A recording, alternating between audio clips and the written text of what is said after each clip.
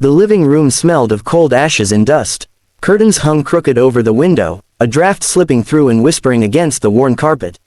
In the corner, a little girl curled her knees to her chest, eyes wide and cheeks damp. She was only 8, but her trembling voice carried the desperation of someone far older. "Don't hurt us," she whispered, then repeated louder when she saw the shadow shift across the wall. "Please, don't hurt us." Her words broke into a sob. The figure looming above her was a man she hardly knew but feared instinctively. He wasn't family, not really, just her mother's boyfriend, whose temper came quicker than the slam of a door. His breath smelled of liquor, his shirt was half unbuttoned, and his fists clenched as if each knuckle was ready to make a point. Her mother stood near the kitchen, frozen in place. There was a bruise blooming along her jawline, half hidden beneath her hair. She wanted to protect her daughter, but her silence had become a cage. Every time she tried to shield the girl, the punishment was doubled when the door closed behind them. "Quiet, both of you," the man muttered, his voice jagged like broken glass. "You'll wake the neighbors." But the girl couldn't quiet the fear. She was too young to know how to swallow it. "Please," she begged again, hiccuping through tears. "Don't hurt us. Daddy will come. He'll be here. He'll." Her mother's sharp inhale cut her off, but it was too late. The man's lips curled at the word daddy. "Daddy," he repeated, almost laughing. "That rich fool doesn't care about you. He left. He's not walking through that door. Not tonight, not ever." The little girl bit her lip until it bled, rocking herself, whispering under her breath like a prayer. "He'll come, he'll come, he'll come." And then, as if summoned by faith or fate, the sound of tires screeched outside. A car door slammed, footsteps pounded against the porch. The front door swung open so hard it rattled against the wall. "What the hell is going on here?" The voice filled the room like thunder. Deep, commanding, filled with an authority that turned fear into stillness. The girl's head snapped up. Through blurred tears, she saw him, tall, broad-shouldered, in a suit that probably cost more than the entire apartment's rent. His tie hung loose around his neck, his dark hair was disheveled as if he had rushed, but his eyes were ablaze. "Daddy," she cried, stumbling to her feet and racing toward him. He caught her in his arms, lifting her as though she weighed nothing. His embrace was fierce, protective, a shield against the ugliness behind her. He pressed his cheek against her hair, whispering, "I've got you. You're safe now." But his gaze never left the man by the kitchen. The mother's boyfriend straightened, though unease flickered in his eyes. "She's exaggerating," he muttered, spreading his hands. "Kids cry. You know how it is." "Shut your mouth," the father roared, his voice cracking like a whip. He set his daughter down gently behind him, then stepped forward, every inch the millionaire magnate he was known to be in boardrooms and headlines. Money had bought him empires, but in this moment, it was his raw fury that made him powerful. "You dare lay a hand on my child?" On her mother. His fists clenched at his sides. "I should bury you where you stand." The man faltered, eyes darting toward the door, calculating an escape. But the father was quicker. In 2 strides he had him pinned against the wall, his forearm pressing into the man's chest. "You think because I was gone, you could replace me?" His teeth ground together, the veins in his temple straining. "You think you can terrify an 8-year-old girl into silence? You don't know what silence is. I'll show you." Silence. The boyfriend choked, squirming.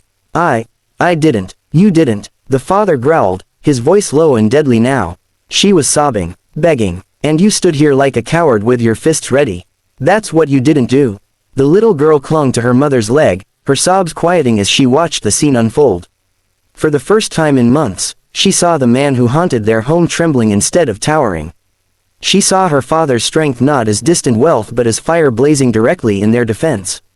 The mother, pale and shaken, finally found her voice.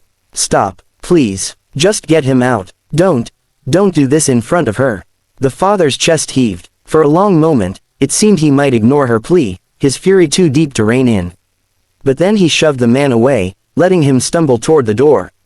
"Get out," he barked. "And if you ever come near them again, I will not call the police. I will not make threats. I'll end it myself. Do you understand?" The man scrambled, muttering excuses, and fled into the night, the door slamming behind him. Silence fell, heavy and trembling. The little girl darted to her father again, clutching his suit jacket as if it were a lifeline. "I knew you'd come," she whispered into the fabric. "I prayed, and you came." He dropped to his knees, holding her face in his hands, his own eyes wet now. I should have been here sooner. I should have never let you face this alone. I'm sorry, baby, I'm so sorry. Her mother stood behind them, tears streaming down her face. For all the wealth he carried, the father knew that apology weighed more than diamonds. But apologies weren't enough, not anymore. He gathered them both, arm around the woman who had once been his love, lifting his daughter with the other. Pack whatever you need, he said firmly. You're not staying here another night. You're coming home. The little girl buried her face against his neck, breathing in the scent of cologne and safety. For the first time in months, she felt the nightmare lifting, as though the walls themselves were retreating. Her mother hesitated, fear and shame mingling in her expression. He won't just disappear. He'll come back. He'll try. Let him try, the father interrupted, steel in his tone. I've built corporations. I've destroyed rivals twice his size. And I've waited too long to protect what matters most.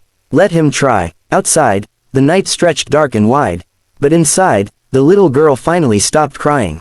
She clung tighter as her father carried her toward the door, away from the ashes of fear, toward a future she had prayed for in whispers. And though she was only 8, she knew this truth with certainty. Sometimes prayers weren't answered by angels but by fathers who came home roaring. The apartment was too quiet for comfort, the kind of quiet that made every floorboard creak sound like a threat. The television flickered in the corner, but no one was watching. In the dim light, an 8-year-old girl crouched in the far corner of the living room, her small frame trembling. Her knees were pulled tight to her chest, her arms wrapped around herself like a shield. Her eyes, wide and tearful, followed the man pacing across the room. He wasn't her father. He never would be, though he liked to act as if he owned everything within these walls, including her and her mother. His steps were heavy, his shirt unbuttoned at the top, and the sour smell of alcohol clung to him. His jaw clenched and unclenched with each swallow of whatever anger brewed inside him. Don't hurt us, the girl whimpered. Her voice was tiny, broken. She repeated it like a mantra, louder this time, please. Don't hurt us. Her mother, standing near the kitchen counter, flinched at the sound. She wanted to hush her daughter, to protect her, but she had learned that any sound at the wrong moment was like striking a match in a dry forest. The bruise on her jaw still throbbed from the last time she had spoken too loudly. The man stopped pacing, his eyes narrowing at the girl. Quiet down, he hissed, his words thick with drink. You'll wake the neighbors. You think they care about your little sob stories. No one cares. The little girl's chest heaved. Daddy cares, she whispered through her tears. Daddy's coming back. He will. The man barked a laugh, humorless and sharp. That so-called father of yours. The millionaire who thinks money solves everything. He left you. He doesn't give a damn. He's not coming through that door. The words cut deeper than the bruise on her mother's skin. The girl rocked back and forth, clutching her knees, whispering like a prayer, he'll come. He'll come. He'll come. The man's hand twitched, as if he might lash out, but footsteps echoed outside. Tires screeched against the curb, and a car door slammed. The man froze. The little girl's head snapped up. Hope sparked in her eyes, fragile but fierce. Daddy, she breathed, and then the front door flew open, slamming against the wall.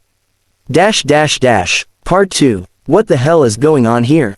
The voice boomed across the room, shaking the silence. A tall man stood framed in the doorway, his suit rumpled from travel, his tie loosened, but his presence undeniable. He wasn't just any man, he was the girl's father, a figure of power whose name filled headlines and whose wealth built empires.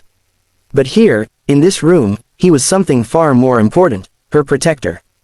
Daddy. The girl bolted across the floor, tears spilling anew. She threw herself into his arms, and he caught her effortlessly, holding her close against his chest. His jaw tightened as he looked over her head, locking eyes on the man still lingering near the kitchen. The boyfriend stiffened, trying to mask his unease. She's exaggerating, he muttered. Kids cry. You know how it is. Shut your mouth. The father's voice cracked like thunder, each word a command. He set his daughter gently behind him and stepped forward, his expression carved in fury. You dare threaten my child, my family. He closed the distance in 2 strides, his hand slamming the man against the wall. Do you have any idea who you're dealing with? The man squirmed, panic flashing across his face. I didn't touch her. You didn't. The father's voice dropped to a dangerous growl. She was begging you not to hurt her. I heard her sobs from the street. And you stood here like a coward, fists ready. His grip tightened. Try lying to me again. The mother gasped, stepping forward. Please, don't, not in front of her. Her words cut through his rage. His daughter was watching, wide-eyed, clinging to her mother's leg now, her tiny hands trembling. Slowly, with effort, he released the man and shoved him toward the door. Get out, he barked. If you ever come near them again, I won't call the police. I won't give you warnings. I'll end this myself. Do you understand? The man stumbled, then fled, the door slamming shut behind him. Silence fell, heavy and raw. The father turned, kneeling to meet his daughter's eyes. I should have been here sooner, he said, his voice breaking. I'm so sorry, baby. I'll never let this happen again. Her small arms wrapped around his neck, holding him with all the strength she had. I knew you'd come, she whispered.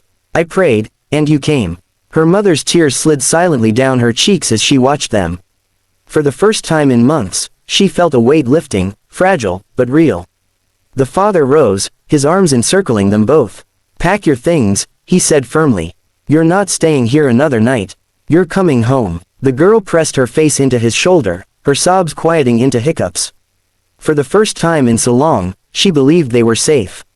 And as her father carried her toward the door, she knew her prayers had been answered, not by angels, but by a man who came home roaring, ready to fight for what mattered most.